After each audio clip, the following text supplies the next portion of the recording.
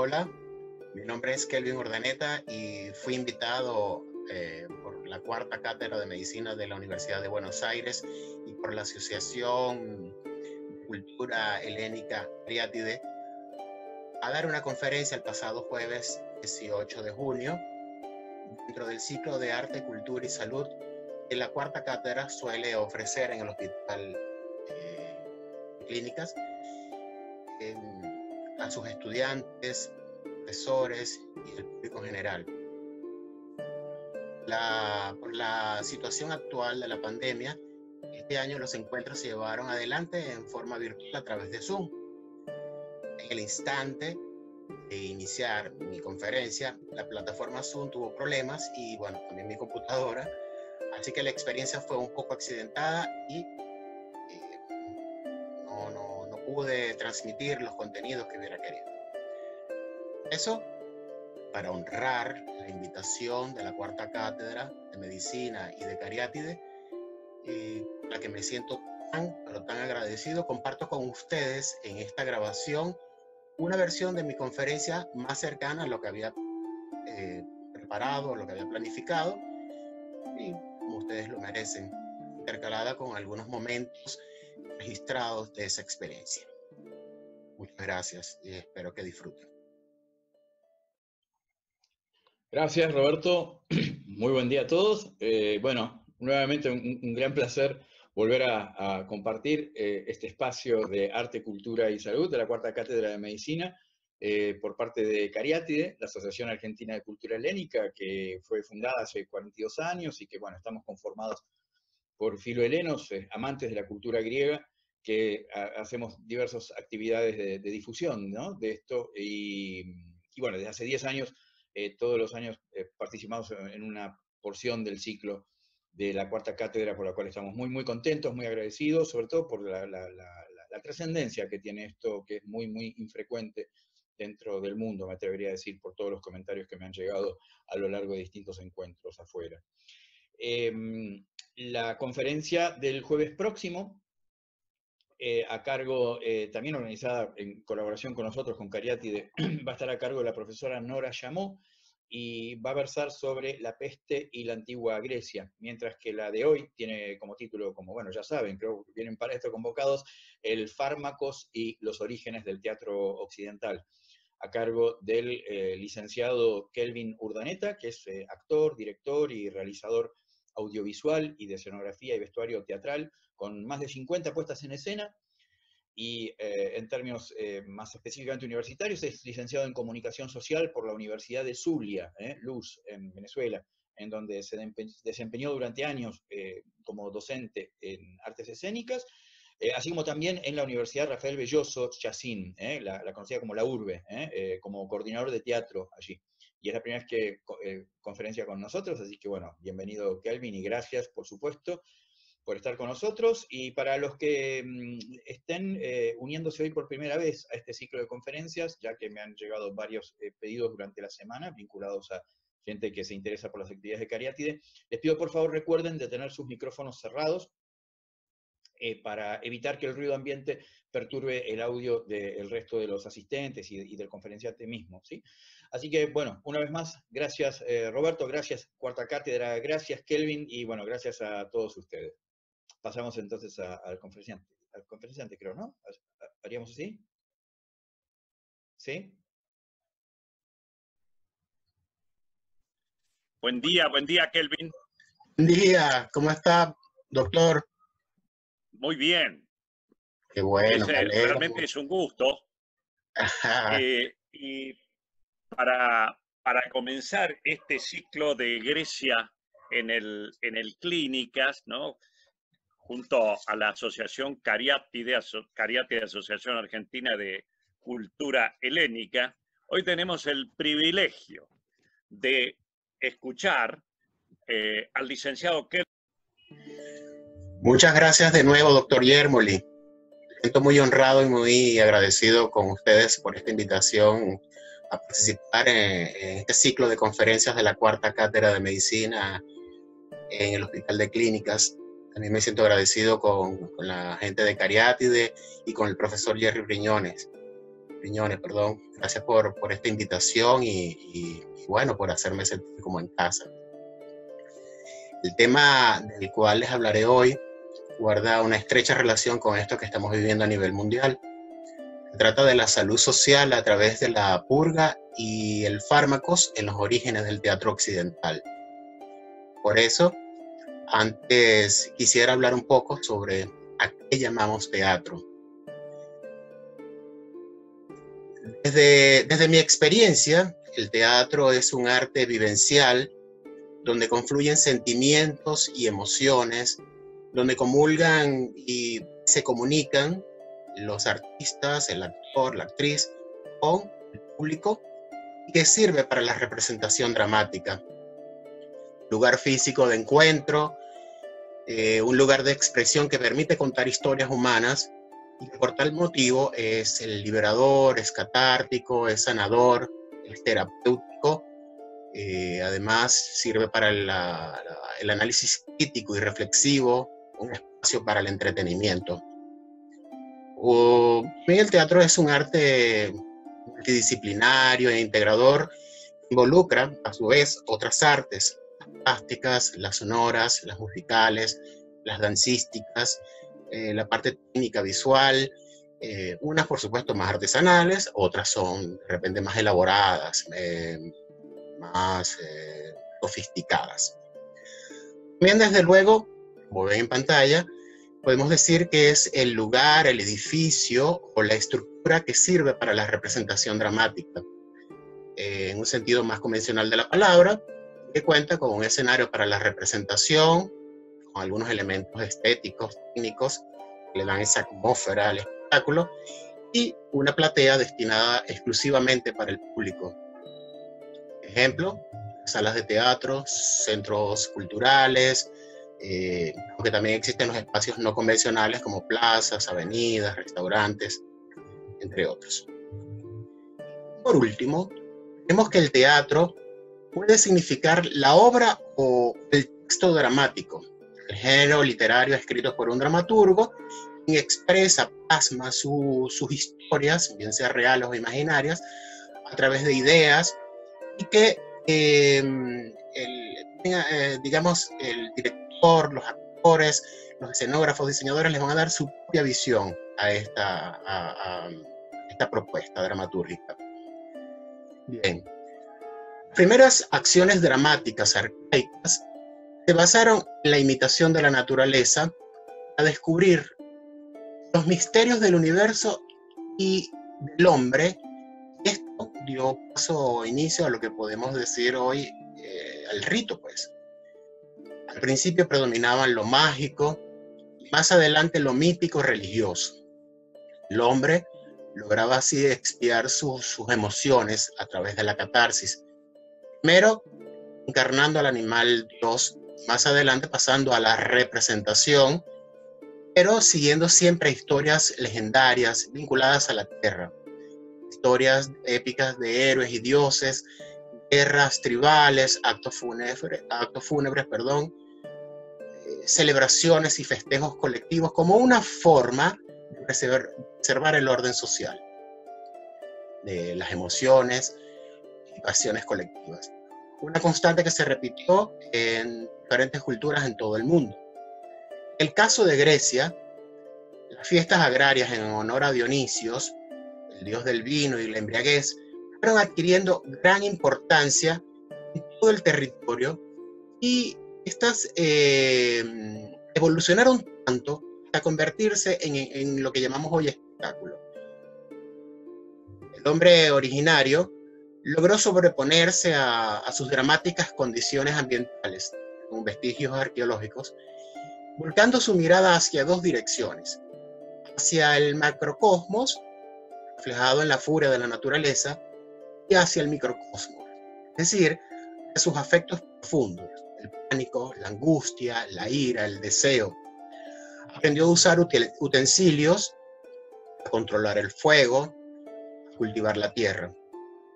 Expuesto a los cataclismos naturales, se generaron entonces los primeros sentimientos de euforia de la práctica de domesticación de animales.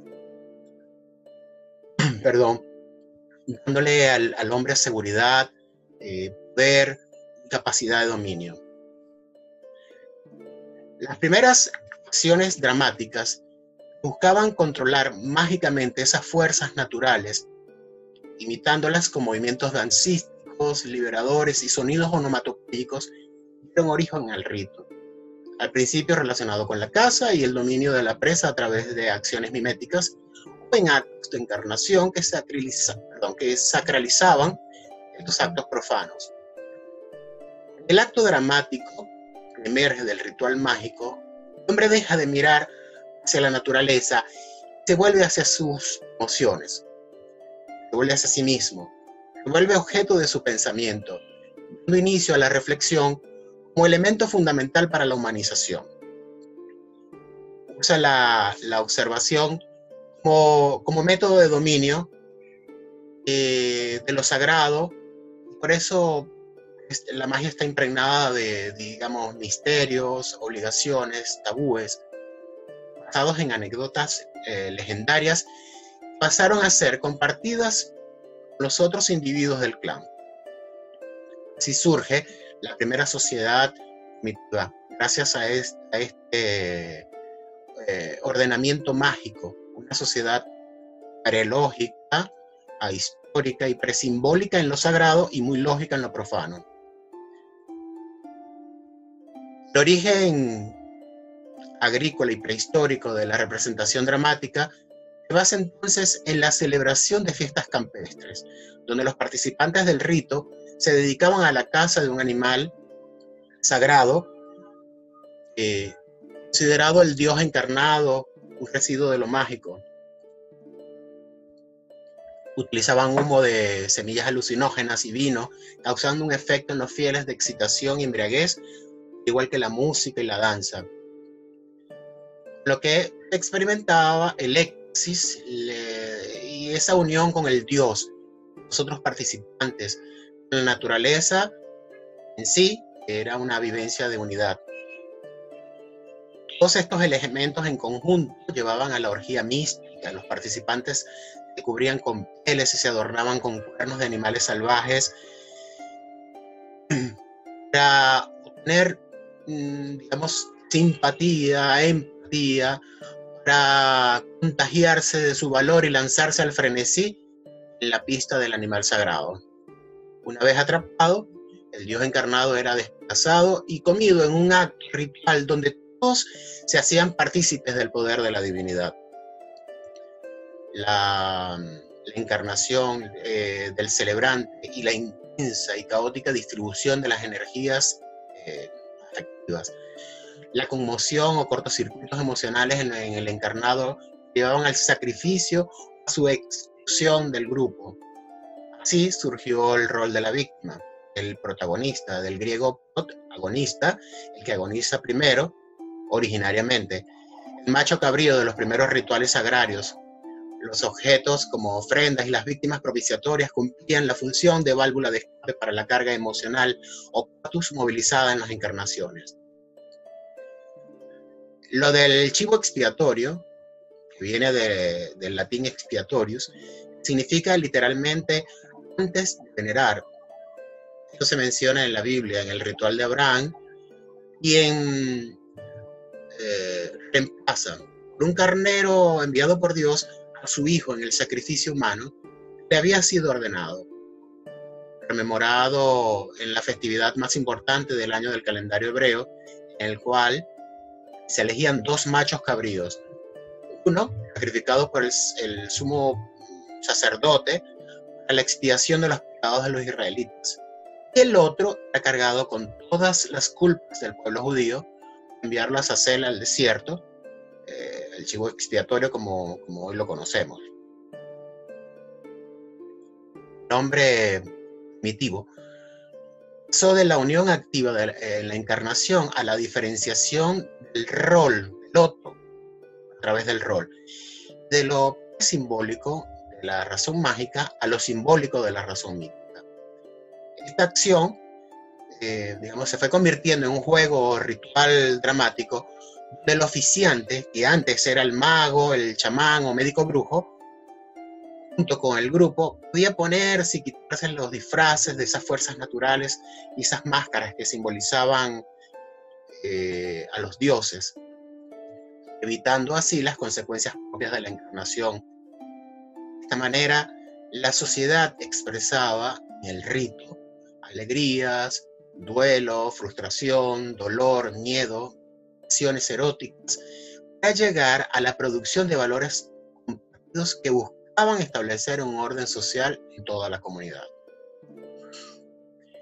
Estas ceremonias representadas eran diferentes en cada comunidad.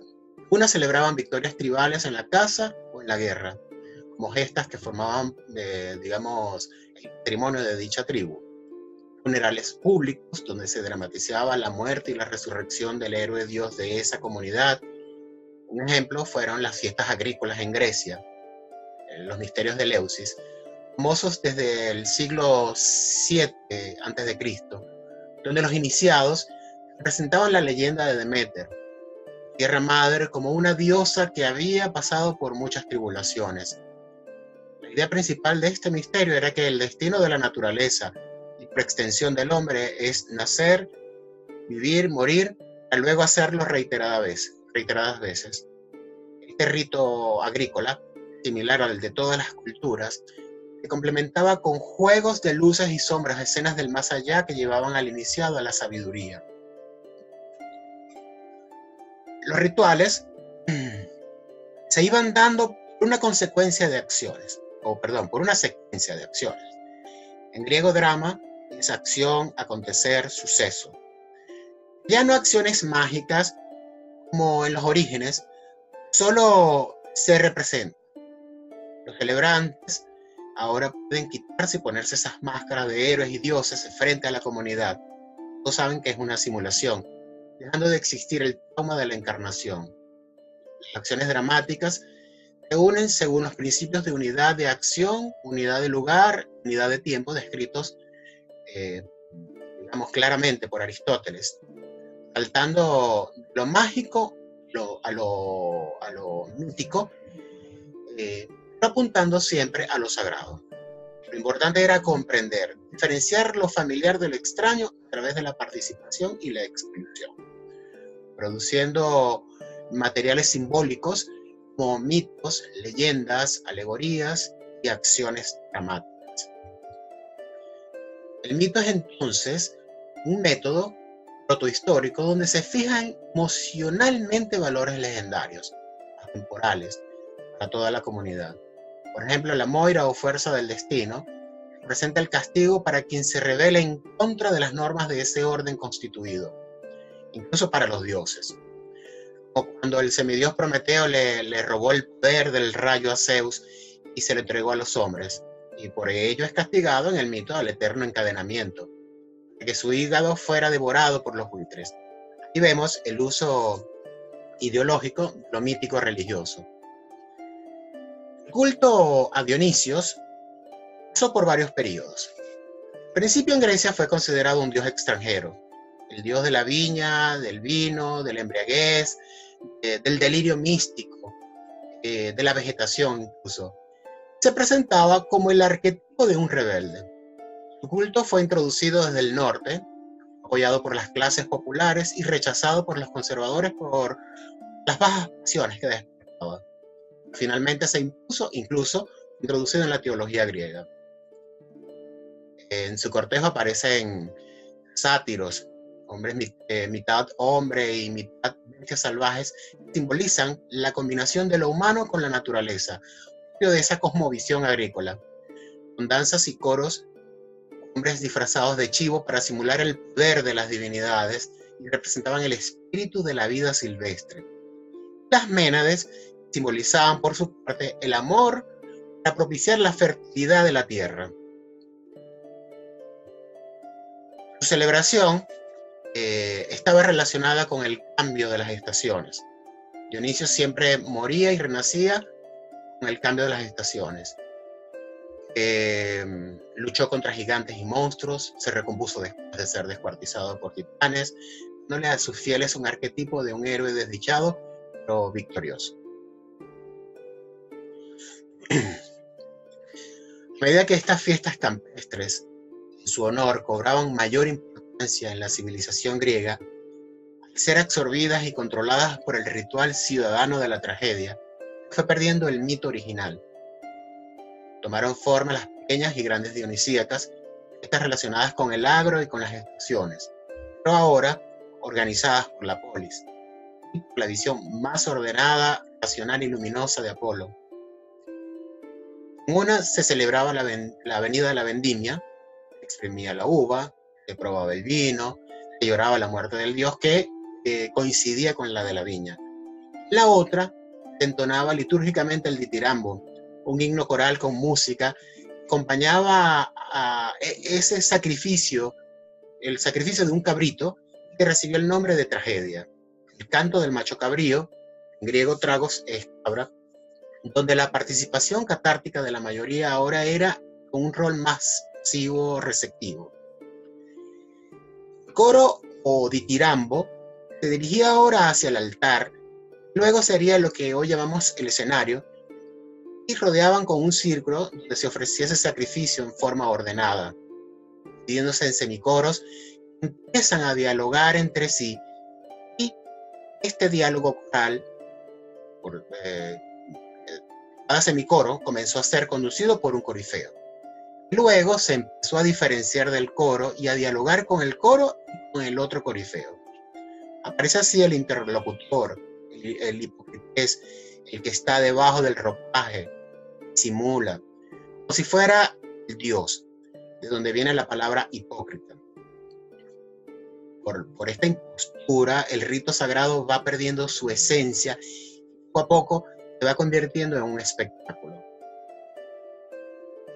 La escena tenía una fachada arquitectónica, un templo, palacio, era permanente, y 3 puertas por donde entraban los 3 actores. El coro entraba y salía por las esquinas inferiores, izquierda y derecha. El auditorio semicircular se acomodaba alrededor de la plataforma o escenario. Los rastros arqueológicos muestran que estos teatros podían albergar muchísimas personas. Hay algunos datos donde se refleja hasta 18.000 espectadores. Bueno, la tragedia griega, todavía sagrada en Esquilo, deja de serlo parcialmente con Sófocles y definitivamente con Eurípides, donde se pierde ese sentido activo y ético de la catarsis. Ahora, con la sociedad ideológica, el protagonista pasa a ser nada más que un actor que sube a un escenario para mostrarse y debatir ideas. Lejos quedó la experiencia divina del chivo expiatorio, íntimamente ligada al fármaco. En el fármacos, en la antigua Grecia, era ese chivo expiatorio que se sacrificaba en muchas zonas, sobre todo en Atenas, con la finalidad de purgar las tensiones y violencias acumuladas durante un espacio de tiempo en esa comunidad de turno. El sacrificio humano de épocas arcaicas fue sustituido por la expulsión de la ciudad, de purgar así el elemento social tóxico simbolizado por el fármaco. Se purgaba la polis, volviéndole la pureza interior perdida supuestamente a manos del contagio exterior. El término farmacón es la raíz de la palabra fármaco o farmacia. Significa en este contexto a la vez dos cosas contradictorias: aquello que enferma y su remedio, el veneno y lo que salva, o lo que condena y lo que libera. No hay consenso entre los lingüistas al parecer. Originariamente tendrían que ver con las sustancias extraídas de plantas que al mismo tiempo podían causar daño, como el portador de la infección social, curar como cuando se daba su expulsión. En épocas de crisis, esa culpa recaía en 2 personas, un hombre y una mujer. Los llevaba en procesión por toda la ciudad y se les sometía a torturas y agresiones. Luego se les sacrificaba mediante lapidación y su cadáver era quemado, sus cenizas dispersadas. Los fármacos eran por lo general individuos de clase bajas, huérfanos o lisiados. Llevaban el estigma de diferenciarse de la mayoría de los ciudadanos, y así se disminuían las tensiones internas que amenazaban corromper el orden social. pero no solo a los que, digamos, los de estatus social diferentes por ser menos. El mendigo, el mutilado, también podían ser seleccionados en ámbitos más elevados por ser más, como en el caso de sacerdotes o incluso reyes. Este tipo de víctima corresponde el caso de Edipo, el personaje mitológico que protagoniza la tragedia más lograda o representativa según Aristóteles y muchos estudiosos. El héroe Edipo salvó con su ingenio y su valentía a la sociedad cuando la asolaba un mal sobrenatural, por eso lo proclaman rey, que cuando años después se desata una peste y el oráculo anuncia que es porque no se castigó debidamente a quien mató al rey anterior, entonces Edipo maldice al asesino y se lanza ciegamente a investigar con violencia para terminar descubriendo que el asesino es él, que ese rey era su padre, que cometió incesto con su propia madre Yocasta, con la que engendró 4 hijos. De ahí lo del complejo de Edipo del psicoanálisis de Sigmund Freud. Cuando descubre esto, arranca los ojos horrorizados y se hace echar de la ciudad, liberándola catárticamente de sus males, como el fármaco, y haciéndose divino. Este proceso de purga y depuración es considerado por Aristóteles como esencial a la tragedia. Dedicó todo un libro a estudiarla, famosa Poética, hoy visto como el primer tratado científico sobre el arte, escrito en el siglo IV a.C. Allí definió por contenidos esenciales, la mímesis y la catarsis. La mímesis es ese proceso de imitación de otros seres humanos por extensión de la naturaleza. Mencionamos al principio, y una característica propia de la especie humana, aprendemos todo por imitación, era la manera de manipular mágicamente estos animales que serían el sustento sagrado. La acción dramática teatral es una mímesis de situaciones de la vida.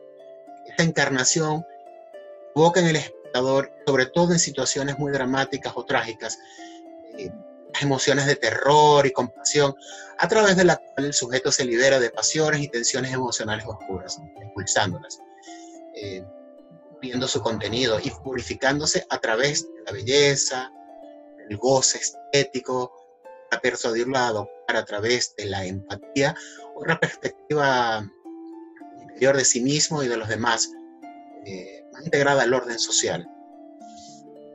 Eso es la catarsis, purificar, purgar, expulsar, como sucedía con el fármacos, la función que durante buena parte de la historia de la medicina cumplían muchas operaciones y fármacos.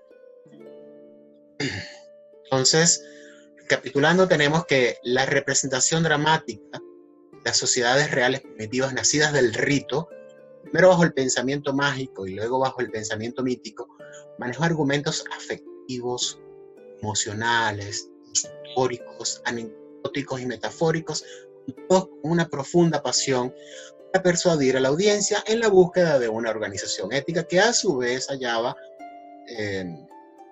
esta será compartida, por decirlo, con toda la comunidad.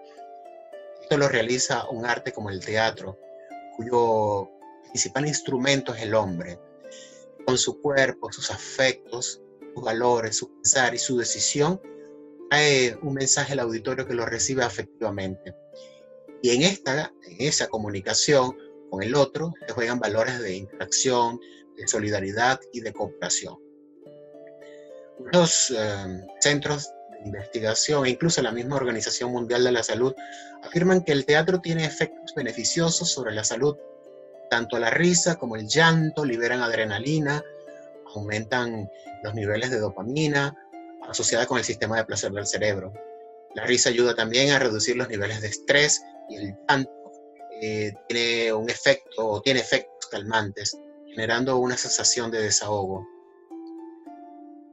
El arte y el teatro en particular, además, ayudan con la imaginación, frenan el envejecimiento patológico, favorecen la empatía o capacidad de entender las emociones del otro, neuronas espejo según el neurocientífico italiano Rizzolatti, Y no es de extrañar que exista una versión específicamente terapéutica llamada psicodrama. Las grandes religiones y filosofías se originaron para responder al significado de la creación y de la existencia humana. Todas contienen una promesa de felicidad. El amor, la alegría, la belleza, la creatividad, la ética y la moral son caminos que el hombre busca para conseguir el equilibrio y la felicidad espiritual, donde el sacrificio era una forma de llegar a ello, porque sacrificamos nuestros aspectos animales turbulentos para desarrollar las cualidades humanas, cosa que la naturaleza sola no logra. El carnero de Abraham, el cordero pascual, el cordero de Dios que quita los pecados del mundo, del Evangelio de Juan, el acto sacrificial del protagonista de la tragedia griega y de la acción teatral y artística en el sentido moderno, forman una continuidad de tradiciones populares presentes en muchas culturas.